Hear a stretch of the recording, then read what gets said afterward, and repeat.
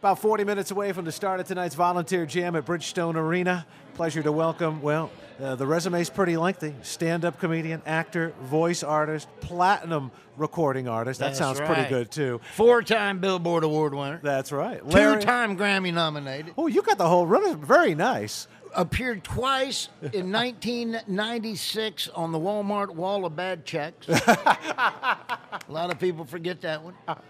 Well, it's been 20 years, though. Things have improved. It has been a while. That's right. Larry the Cable Guy, welcome to WSM. Good to see you. Well, thank you so much. It's good to be here. I don't think some folks realize just how instrumental radio was in the early part of your career, though. It was very instrumental. That's how I got my start. Yeah. You know, a lot of people moved to California or New York City, and I did it all on radio. You know, that's kind of how Foxworthy did it, too. I kind of learned from him, you know, but I started calling radio stations and syndicating myself out. I was on about 27 total radio stations, and I used to do social commentaries in my own unique way.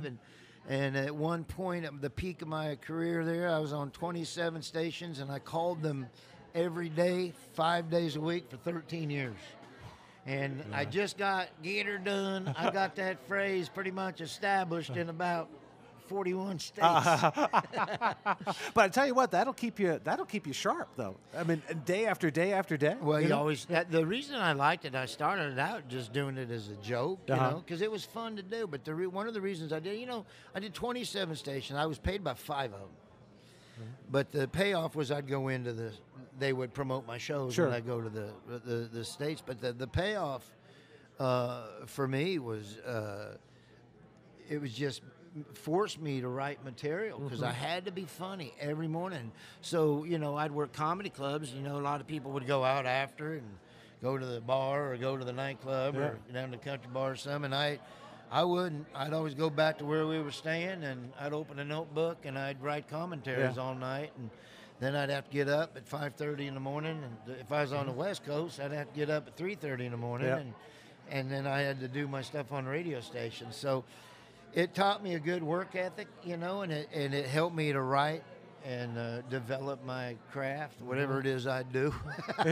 I'm a one-liner comedian, so, you know, I wrote a lot of one-liners back in the day. We talked about, in the intro, platinum recording artist. When you think of comedy albums that have sold that many, there really aren't that many. And you go back to some of the landmark records. You think of Cosby, you think of Steve Martin, you think of Robin Williams. And The Right to Bear Arms is one of those that stands up there. My goodness, a lot of people bought that record. Well, that was really awesome. You know, that was the first that first and only comedy album that debuted #1 on the country charts.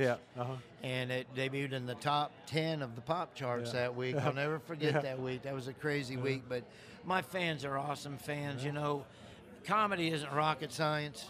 A lot of people put a little too much into it. I mean, I love what I do, and I'm good at what I do, and I like to think I am. And people pay good money to come out and laugh for about an hour and 20 minutes, and I provide that. And I love my fans. My fans have been good to me, and I love making them laugh. And that's just, you know, it's like Charlie Daniels' formula. You know, you put out a product that people like, and you be good to those people, and you be nice to those people, and don't be a jerk, and they'll always be there for you. And that's kind of like how it's been in my career as well. So, give me a good Charlie Daniels story before we wrap this up. You know what? I've only met Charlie a couple of times, and he's almost impossible not to like, though. He really is. Well, you know, I always tell this story. There's two people that I met that, you know, I'm a fan of old time country, but I remember meeting Roy Clark, and at a show one time, he was doing a show across the way, and I met Roy Clark, and I met Merle Haggard, and I met a bunch of them. But this story goes with Charlie.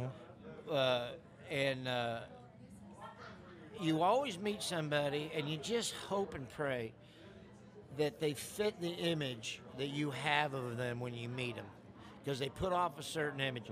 And I can happily say Charlie Daniels was everything and more that I thought he would be. And he's just, so the fact he asked me to come do this, I'm really excited about it. All right. Thanks for stopping by. Yeah, thanks for having me. And if people could see, they can't see on radio, but this is a lot of eye candy between you and me. We're good-looking guys. Well, I don't have a cool Nebraska Cornhuskers hat, though. Well, so. Yeah, I was born on a pig farm in Nebraska, so I'm a big supporter Lincoln's of still anything. home?